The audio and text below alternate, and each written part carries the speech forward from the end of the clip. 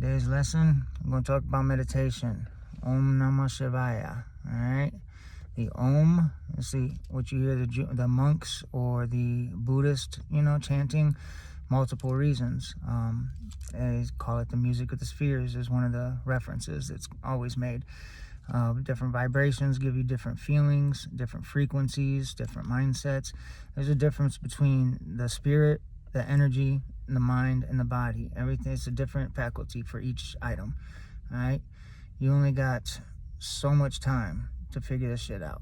And actual Buddhism, like the Dhamma, what Buddha was teaching, is amazing. He would not tell us what it was, what it meant, but all he said was that it was the end of suffering. He didn't teach us what it was, how it came about, but he taught us how to achieve it. He taught us aspects and training abilities and meditations to get your mindset where you need to be. My personal theory, I think it is very relatable to ayahuasca or DMT experience, 5-MeO, bufo varius, mimosa, whatever you use to extract. DMT is in every plant, not every plant, but most plants, most animals, no matter what the concentrations might be different, but it's there. If it's not there in its natural form, then it's there as a receptor or an agonist. So you really got to practice not putting these things in your body to achieve a mental state or a physical state. It's like addiction with drugs. I mean, these things aren't addictive, but you can use them and abuse them. You want to stay with a clean, clear mindset and be able to tap into samadhi or meditation or whatever kind of, mental practice that you're using. So you don't want to use a chemical or a substance because you're going to require that chemical or substance every day from now on.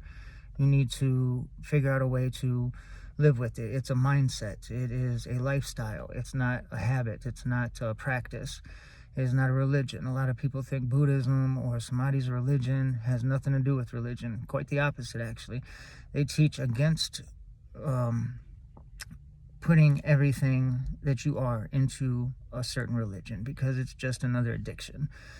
The human body and the human mind is always going to create certain scenarios depending on where it is, what it is, how it feels. You just want to live with your energy. You want to react with your energy. You don't want to feel anger or stress or anxiety. Even now I'm talking, sometimes I feel a little anxiety because I see the eyes on me. I see the people watching me. They don't get what I'm saying. They don't feel me. So obviously you're a suspect, They're looking at you a certain kind of way. Some people are really into what I'm saying. Others ain't. It depends. But it doesn't matter to me. I don't care. My body might be conditioned to care and to feel these certain anxieties and emotions, but I myself, I know I don't care.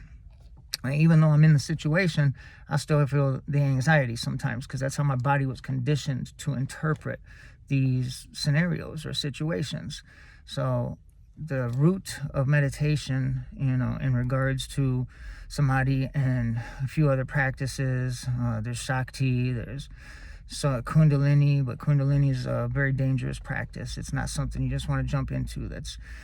It drives some people crazy. They don't have the faculties to keep up with it or to interpret what is going on. So they feel or think that it is some kind of entity or presence or energy. It's really just the universal creator. It's the source. That's what you're tapping into when you go into your mindset. Om Namah Shivaya.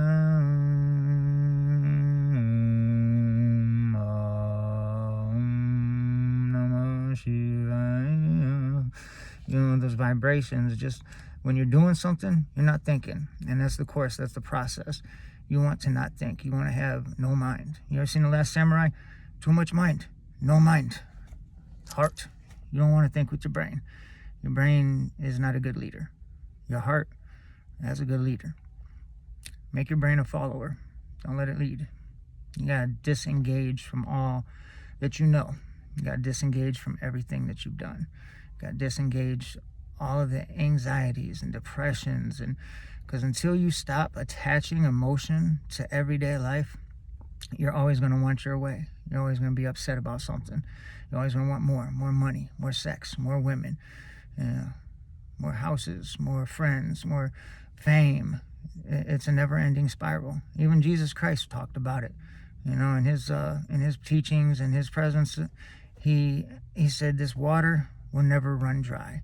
When you drink water for the body, you need more and more. But when you have the water of the Spirit, you never thirst again. That's what he was talking about. Buddha and Jesus, very, very similar. A lot of similarities. Honestly, I think that Jesus was a practitioner of Buddhism, or learned about the Buddha from his travel to the Middle East or the Far East. When he left, he was like 23 or something. And I found out he was a son of God. And he was like, wow, I got to go deal with this. I got to figure this out. Kind of like the Buddha did when he went outside and was, wow, I've been confined my whole life. I had no idea there was so much suffering and pain and death in the world. I didn't know about these things. But his eyes were open. So he needed to go meditate and ponder. And both of them came to this realization. And the Buddha didn't have a teacher. This was all in his mind. Now, I do think that since the Buddha was before Christ, that Christ had access to some of his teachings. So he may have had a teacher or a friend or something that taught him this experience. And then he brought it back to Israel and Jerusalem, and they crucified him for it. But he stuck steadfast to his beliefs because his water was of the mind. It wasn't of the mouth. It wasn't of the body. He had 100% confidence in what he was doing, and he felt justified. He was right. So that's what you want to do.